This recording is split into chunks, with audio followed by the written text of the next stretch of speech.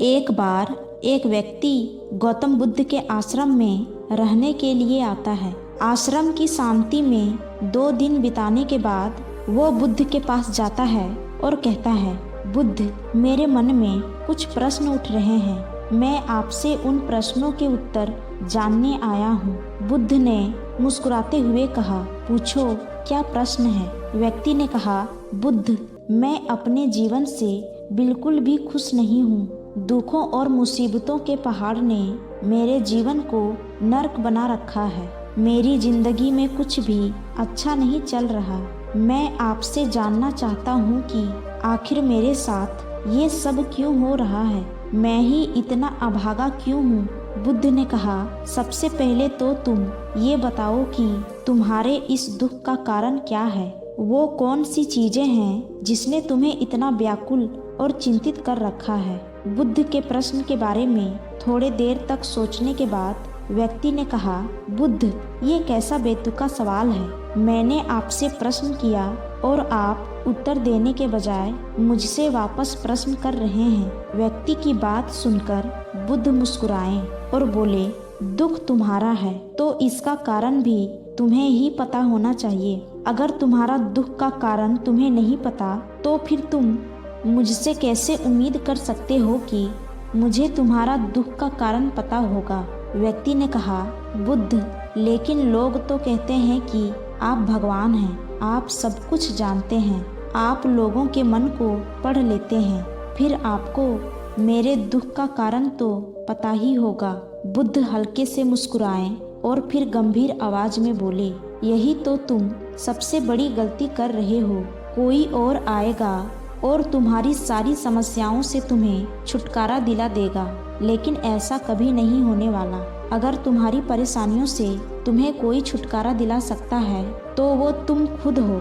तुम्हें लगता है कि मैं बुद्धत्व को प्राप्त हो चुका हूँ तो मैं तुम्हारी समस्याओं को खत्म कर सकता हूँ। नहीं, मैं भी तुम्हारे ही तरह हूँ। बस फर्क ये है कि अब मेरे अंदर कोई उलझन शेष नहीं रह गई।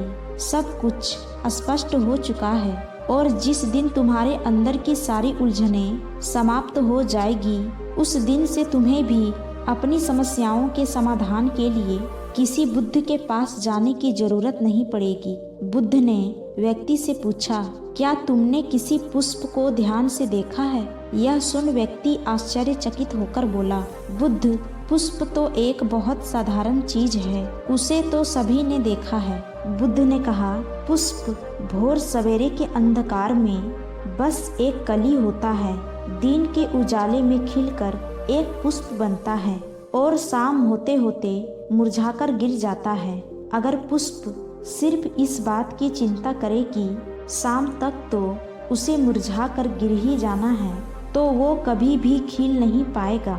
इसी प्रकार अगर तुम हर समय सिर्फ अपने दुखों के बारे में ही सोचते रहोगे तो तुम कभी भी खुश नहीं हो पाओगे। अगर तुम थोड़ा ध्यान से देखो तो तुम पाओगे कि अब तुम्हारे जीवन में ऐसी बहुत सी चीजें हैं जिनके लिए तुम अभी खुश हो सकते हो, जिनके बारे में सोचकर तुम मुस्कुरा सकते हो, अंदर से खुश हो सकते हो। तो मैं तुम्हें कहना चाहता हूँ कि तुम अपने जीवन की कमियों के बजाय अपने जीवन के इन अच्छाइयों पर ध्यान दो। अगर तुम्हें अपने जीवन में खुशी चाहिए तो तुम्हें इस नियम का पालन करना ही पड़ेगा।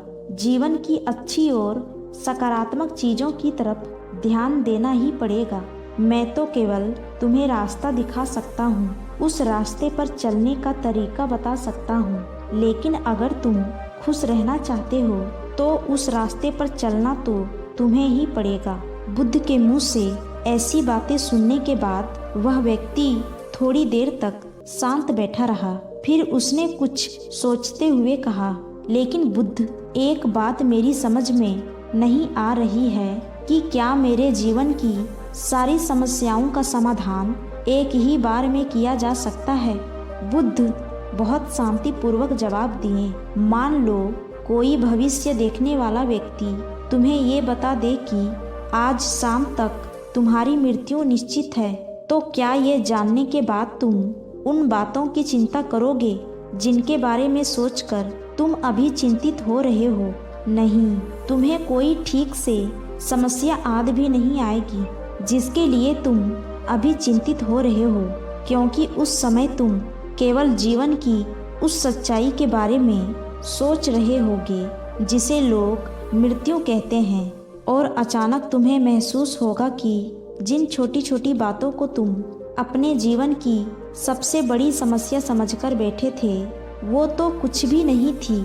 अचानक तुम्हें लगेगा कि चिंता करना तो व्यर्थ है, मैं शाम तक इस दुनिया को छोड़कर जाने वाला हूँ। और तुम्हें जीवन के वो सारे पल व्यर्थ लगेंगे जो तुमने चिंता, जलन और बेवजह के दुखों में बिताए थे।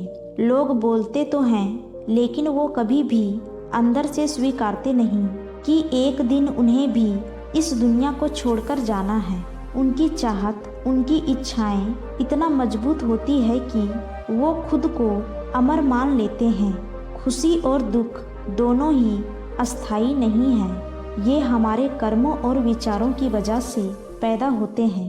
व्यक्ति जो कि बुद्ध की बातों को पूरा ध्यान लगाकर सुन रहा था, उसने बीच में रोकते हुए कहा, बुद्ध, तो क्या आपके कहने का अर्थ है कि मैं हमेशा यह सोचता रहूं कि मैं मरने वाला हूं, और क्या ऐसा सोचना मेरी सारी समस्याओं को खत्म कर देगा? बुद्ध ने कहा, नहीं, ऐसा कभी मत सोचो। बस तुम्हें ये स्वीकार कर लेना है कि इस दुनिया में मेरी उपस्थिति अनिश्चित है, और जब तक मैं यहाँ हूँ एक खुशहाल जीवन जीऊँगा। जो भी अच्छे चीज़ें तुम्हारे जीवन में हो रही है तो तुम उनके साथ जियो, वो तुम्हें अंदर से खुशी और शांति देगी। अपने दिमाग को सही करो और धीरे धीरे तुम्हारे अंदर की सारी उलझनें समाप्त हो जाएगी। इंसान के जीवन के ज़्यादातर दुख और समस्याएं उसकी इच्छाओं की वजह से पैदा होते हैं, इसीलिए अपने मन को नियंत्रित करो। अगर तुम अपने मन को एक बच्चे के दिमाग के जितना सुलझाकर रख सकते हो तो तुम्हें आंतरिक शांति का अनुभव होगा। व्यक्ति ने कहा, बुद्ध, आपने मन की नियंत्रण की बात कही, इस चंचल मन को हम कैसे नियंत्रित कर सकते हैं? बुद्ध ने कहा, तुम्हें सबसे पहले खुशी और दुख के बीच की अंतर को समझना जरूरी है। तुम्हें पहले ये जानना होगा कि तुम्हारे लिए खुशी और दुख का क्या मतलब है। फिर उसके बाद अभ्यास के द्वारा तुम्हें अपने मन को ऐसे तैयार करना है कि ज़्यादा खुशी के मौके पर ये ना तो बहुत ज़्यादा खुश हो और ना ही दुख आने पर बहुत ज़्यादा दुखी। तुम्हें अपने आप को पूरी दृढ़ता के साथ मध्य में रहने का प्रयास करना है, जिसे मैं मध्य मार्ग कहता हूँ। अगर तुम अपने जीवन में गहराई से झांको और ये पता करने की कोशिश करो कि तुम्हारे दुख क्या है और ये क्यों पैदा होते हैं, तो अंत में इसका तुम्हें एक जवाब मिलेगा कि तुम्हारे सारे दुखों का कारण तुम खुद हो। तुम्हारी इच्छाएं, तुम्हारी चाहत, तुम्हारा लगाव भी तुम्हारे सारे दुखों का कारण है, क्योंकि मन ही तुम्हारा सारी चाहत, सारी इच्छाएं पैदा करता है। इसीलिए अगर तुमने अपने मन को नियंत्रित कर लिया तो तुम्हारे सारे दुख खत्म हो जाएंगे।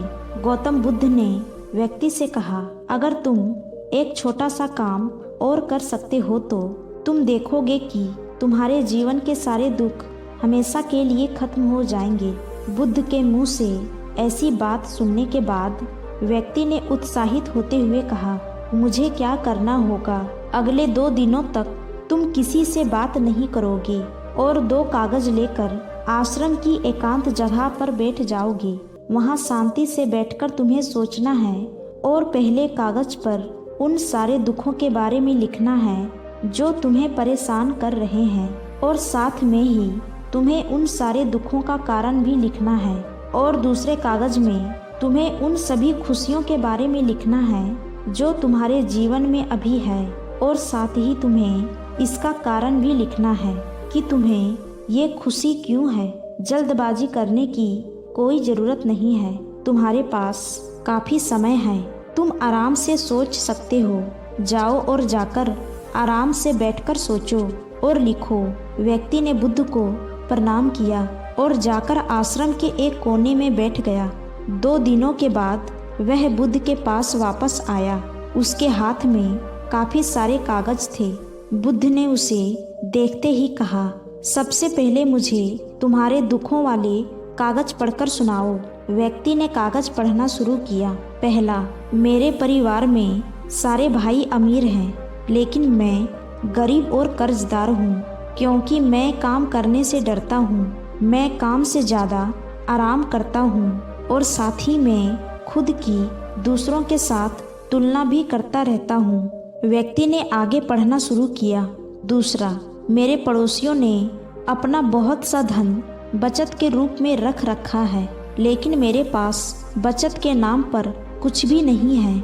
इसका सबसे पहला कारण यह है कि मैं बहुत ही कम काम करता हूँ, जिसकी वजह से मैं बहुत थोड़ा ही कमा पाता हूँ, लेकिन मैं खर्च बहुत ज़्यादा करता हूँ अपनी गलत संगति की वजह से, जिसका परिणाम ये है कि आज मेरे पास बचत के नाम पे कुछ भी नहीं है। तीसरा, मेरी पत्नी बहुत लंबे समय से बीमार है और इसकी इस बीमारी का कारण मैं खुद हूँ, क्योंकि अपने लापरवाही की वजह से मैं उसे कभी भी किसी वैद्य के पास नहीं ले गया। मैंने उसे किस्मत के भरोसे छोड़ दिया। लेकिन सच्चाई तो ये है कि कहीं ना कहीं मेरे अंदर ये चाहत थी कि अगर मेरी पत्नी की इस बीमारी की वजह से मौत हो जाती है तो मैं किसी दूसरे सुंदर स्त्री से विवाह कर लूँगा। चौथा, मैं अपने मन में मुफ्त का धन पाने के बहुत से ख्याली पुलाव और योजनाएं बनाता रहता हूँ, लेकिन जब वह योजनाएं पूरी नहीं होती तो मैं दुख और चिंताओं के सागर में डूब जाता हूँ और फिर मैं इससे बाहर आने के लिए हर रोज मदिरा का सेवन करता हूँ और अपने इस आदत का जिम्मेदार भी मैं खुद ही हूँ। हालांकि मैं जानता हूँ कि मेरे पास हर रोज मदिरा का सेवन करने के लिए पर्याप्त धन नहीं है, लेकिन मैं फिर भी ऐसा करता हूँ। हालांकि मैं मदिरा और धूम्रपान के सेवन के बिना भी अपना दिन खुशी खुशी जी सकता हूँ, लेकिन मैं फिर भी ऐसा करने के लिए बहाने ढूंढता रहता हूँ। बुद्ध, ये चारों मेरे सबसे बड़े दुख हैं और बहुत गहराई से सोचने के बाद कहीं ना कहीं अपने इन चारों दुखों का कारण मेरे द्वारा किए गए कर्म और मेरे विचार ही है। यह सुनने के बाद बुद्ध मुस्कुराए और बोले, अच्छा, अब तुम मुझे अपना खुशियों वाला कागज पढ़कर सुनाओ। इस बार व्यक्ति ने बहुत ही उत्साहित होकर पढ़ना शुरू किया। पिछले 2 दिनों के दौरान मैंने जो भी जाना और अनुभव किया वह मैंने अब तक की पूरी जिंदगी में कभी नहीं किया था। पिछले 2 दिनों के दौरान मैंने ये महसूस किया कि मेरे अंदर असीम शांति और आनंद का सागर भरा पड़ा है और मैं अपने इस अनुभव को पाकर बहुत प्रसन्न हूँ। मेरी खुशी की सूची बहुत लंबी है, जिसे पढ़कर आपको सुनाने में बहुत लंबा समय लग जाएगा। व्यक्ति के मुंह से ऐसी बातें सुनने के बाद बुद्ध बोले, सिर्फ तुम्हारे लिए ही नहीं बल्कि हम सब के लिए भी कारण एक ही समान होते हैं। वो तो इंसान अपनी अज्ञानतावश अपना बहुत सा समय बर्बाद कर देता है अपने दुख के कारणों का पता लगाने में। यहाँ तक कि हमारा जीवन तो खुशी, शांति और आनंद इकट्ठा करने की एक तिजोरी है। बुद्ध ने व्यक्ति से कहा, तुम्हें अपनी खुशी के सारे कारणों को बताने की जरूरत नहीं है, तुम सिर्फ उनमें से कुछ को पढ़कर मुझे सुना सकते हो। व्यक्ति ने एक बड़ी मुस्कान के साथ पढ़ना शुरू किया। पहली खुशी इस बात की है कि अभी मैं जीवित हूँ और इस दुनिया में जी रहा हूँ। मैं स्वस्थ और मजबूत हूँ। मेरे माता पिता हैं, एक पत्नी है और 2 बच्चे हैं। इस दुनिया के दूसरे खुशनसीब व्यक्तियों की तरह ही मेरे पास भी बहुत से अनमोल खजाने हैं, जैसे कि मेरे माता पिता का मेरे प्रति स्नेह, मेरी पत्नी का प्रेम, मेरे बच्चों का लाड प्यार और एक पिता बनने की खुशी। मेरी खुशी की अगला कारण ये है कि मैं काम कर सकता हूँ, क्योंकि मैं स्वस्थ और तन मन से मजबूत हूँ। मैं कोई भी अच्छा काम सीखकर अपनी आमदनी को बढ़ा सकता हूँ और अपने परिवार की सभी ज़रूरतों को खुशी खुशी पूरा कर सकता हूँ। मैं खुश हूँ क्योंकि मैं एक खुशहाल परिवार बना सकता हूँ, बिना खुद की अपने पड़ोसियों और भाइयों से तुलना करे। और आपकी कृपा से मेरे अंदर जिस मानवता ने जन्म लिया है, उसकी सहायता से मैं सारी बुरी आदतें छोड़कर एक खुशहाल और आनंदित जीवन जी सकता हूँ। सबसे बड़ी खुशी और सौभाग्य की बात मेरे लिए ये है कि मैंने महान गौतम बुद्ध के चरणों में अपने लिए जगह पा ली है और आपकी कृपा से मैं जब तक इस संसार में रहूंगा इस सत्य को याद रखूंगा कि हमारी इच्छाएं और लगाव भी सभी दुखों का कारण है, और साथ ही खुद के मन पर नियंत्रण हासिल करने व खुद को जानने का पूरा प्रयास करता रहूंगा। बुद्ध ने कहा, आज तुम्हारा एक नया जन्म हुआ है, अब तुम अपने परिवार के पास वापस जाओ और स्थिर बुद्धि व आंतरिक शांति के साथ इस जीवन को जियो। और आज के बाद जब भी तुम्हारे जीवन में तुम्हारी परेशानियों से उपजा दुख तुम्हें घेरने की कोशिश करे तो खुद से कहना कि जीवन बहुत छोटा है और मैं इस जीवन में अपनी चिंताओं और दुख का गुलाम बनने नहीं आया हूँ। अपने उस दुख का कारण जानने की कोशिश करना और मिलते ही उसे नष्ट कर देना, और केवल तभी तुम अपनी आंतरिक शांति और कभी ना खत्म होने वाले आनंद को प्राप्त कर सकते हो। धन्यवाद।